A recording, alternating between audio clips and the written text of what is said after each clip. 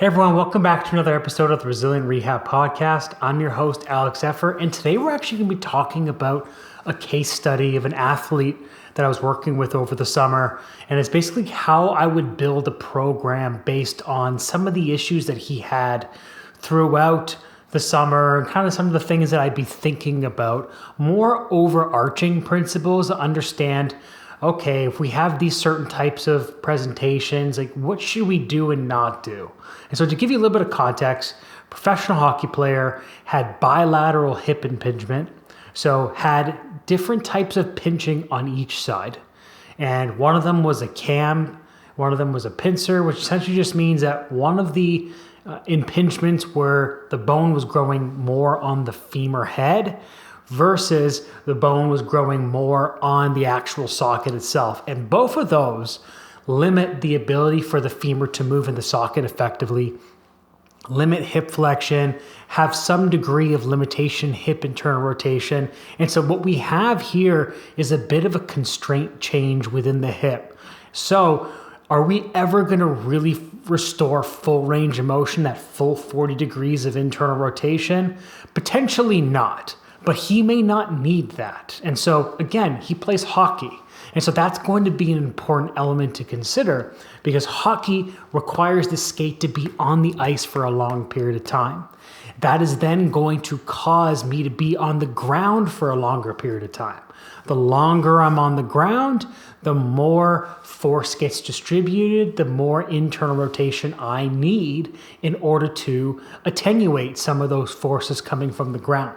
Versus something like sprinting where they're on and off the ground really quickly, doesn't require as much internal rotation, has a lower impulse, they're less time on the ground, and so that doesn't require that much muscular contribution, a lot more tendon. It does require muscular contribution for sure, but there is a more impactful, short impulse, short time on the ground before they have to come off the ground. So we've got this hockey player that needs to be on the ice for a long period of time or needs to be on the ground for a long period of time. We need to make sure they've got internal rotation. So the hip impingement to me is something that sets a light bulb off in my head about the fact that this person may not be able to express that internal rotation enough. So what they have to do is they've got to dump the pelvis forward in order to accommodate for that, right? If I don't have hip internal rotation or I don't have the motion in the hip, then I'm going to do it from my back. I'm going to do it from my spine.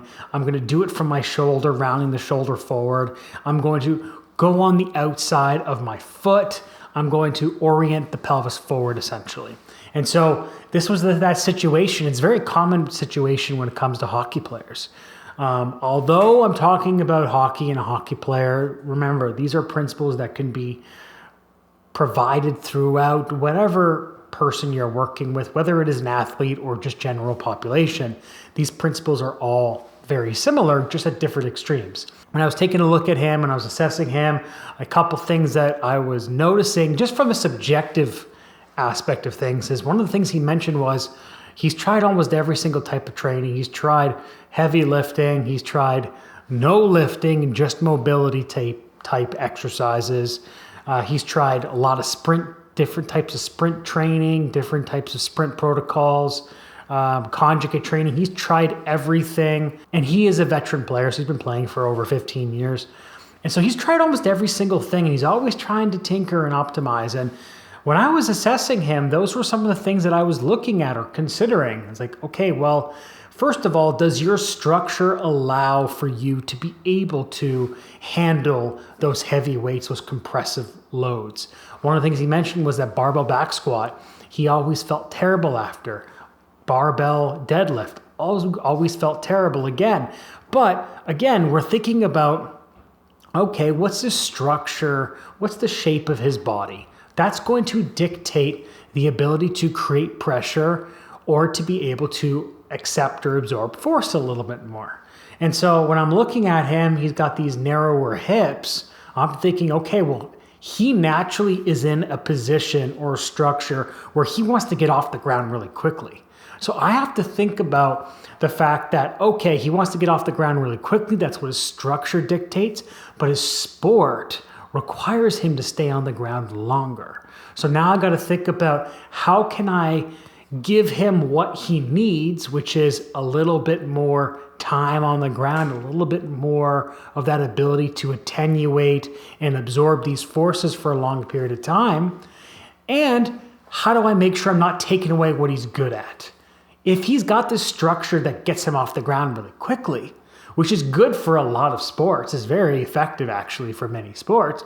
For hockey, not as much. Still effective, but not as much. And then I look down at his feet, and sure enough, very supinated feet, inability to pronate. So that right there just tells me, okay, we've got this structure that wants to get off the ground really quickly. We've got this basically elastic structure that needs to have a little bit more muscular force, needs to have a little bit more of the motion that allows them to stay on the ice longer, on the ground longer. So now we're thinking, how do we give them a little bit more longer impulses, longer ground contact time, while again, not slowing him down? Because one of the other things he wanted to do was improve his speed.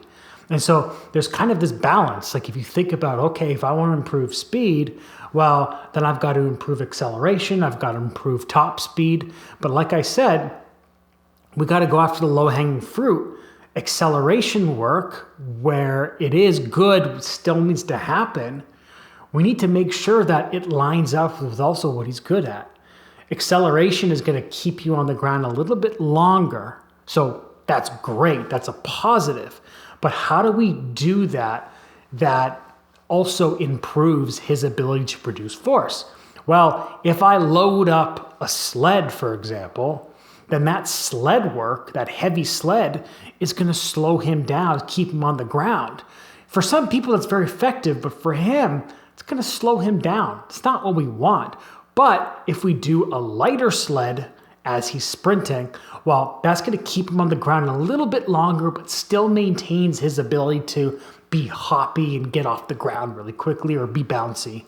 And so these are things that I'm considering. Is we've got the structure, we've got the sport, we've got previous injury history, which is associated with what he does and does not have from a movement standpoint. There's the subjective experience. There's the objective movements. I'm seeing that there's a pelvis that's rotated towards the right, slight hip hike on that left side, so that pelvis is coming up and over that right femur. I've got a right shoulder that's more rounded forward compared to the left, so now I've got a lot more tension in that upper rib cage on the right, which is going to further put pressure down on the pelvic floor to then have to react quickly and get off the ground and potentially start to orient to push myself over to the other side. And so now I'm thinking, okay, how can I decompress that right rib cage? How can I decompress the left upper back? Because if I want to pronate that right foot and I want to get him to turn towards the left, which is very important considering the fact that he's a lefty, right? If I can't turn to the left because I've got this tension in my upper back, I can't pronate that right foot. How am I going to be able to put the stick on the ice without doing some type of side bend or some type of dumping of the lower back in order to achieve that motion? I'm now going to be coiling over or around this left leg that doesn't have the ability to rotate. And so what am I going to do? I'm going to push the center of gravity forward. I'm going to push myself outside on the outside edge of my foot, outside that base support. I'm going to side bend. I'm going to side bend my neck. I'm going to squeeze the shoulder blade back. So I'm going to do all these things in order to compensate. And so sure enough, again, don't have the ability to pronate, don't have much hip internal rotation, less hip external rotation on the left side, more on the right, again, suggesting there is this rotation towards the right. But we have this left hip that's really squished in the front and the back. And so part of my thought process is, how can we select exercises that decompress that left hip, that drive that right hip internal rotation, and open up the right upper rib cage and the left posterior rib cage. So all of these are coming into play. And then again, obviously with the structure and being able to maximize what he's good at and improve what he's not good at, to a certain degree that we're not stealing some of what he's good at. And so now it comes to thinking about exercises and how we can organize this, because we want to include movement, variability stuff, we want to include plyometrics, strength training, conditioning, all within the realm of going after these principles. So doing exercises like a bilateral squat is probably not going to be the greatest for him to start with. And we didn't. Doing stuff like trap bar deadlift wasn't the most effective thing for him because it holds him on the ground longer. With that being said, adding a kickstand trap bar deadlift from a higher box, that seemed to be very good because it's a little bit higher off the ground, doesn't have to go down as far, and is able to produce force a lot faster from that more vertical position.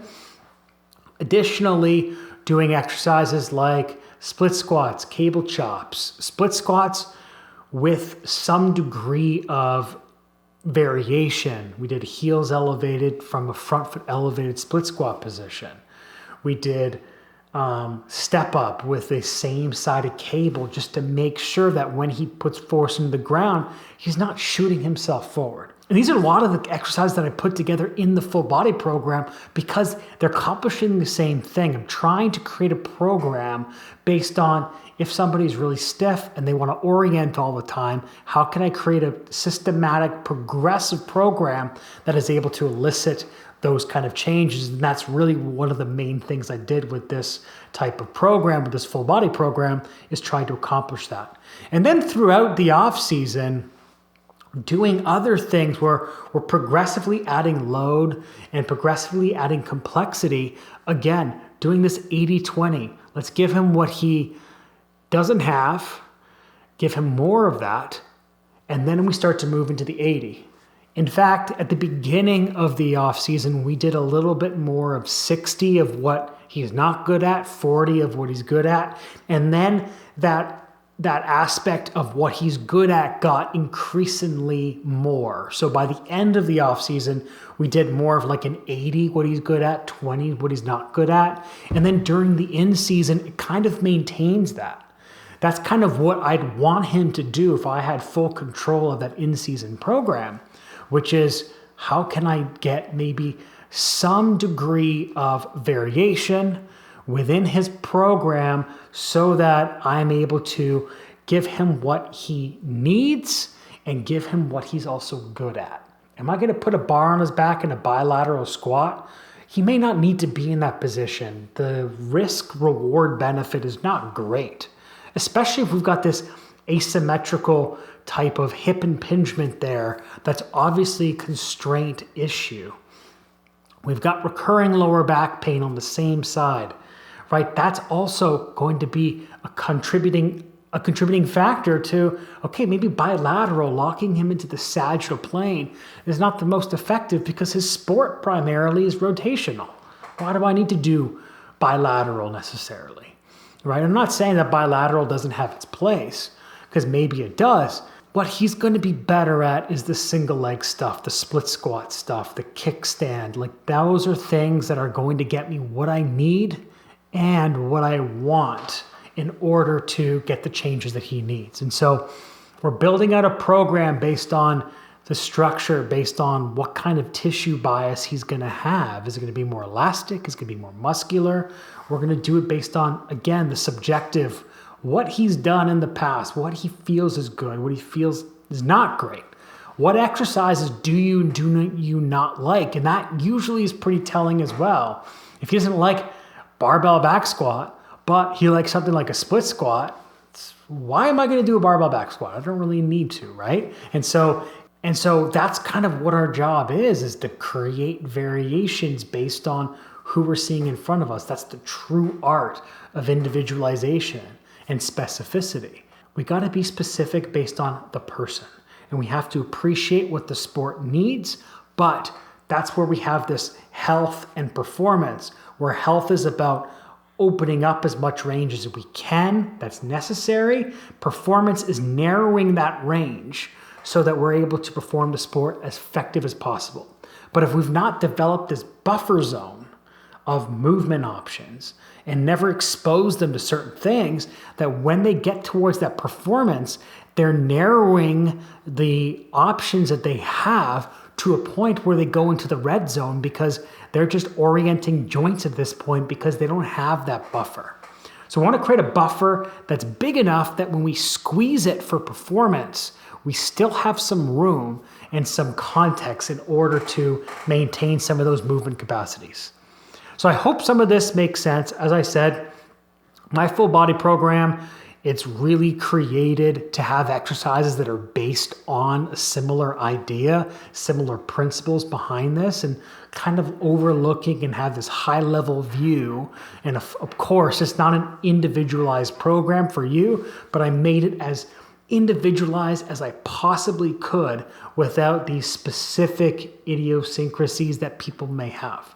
And so check that out. If you're listening to this before May 2025, it's coming out soon. If you're listening to it after, go check it out. I hope everybody enjoys.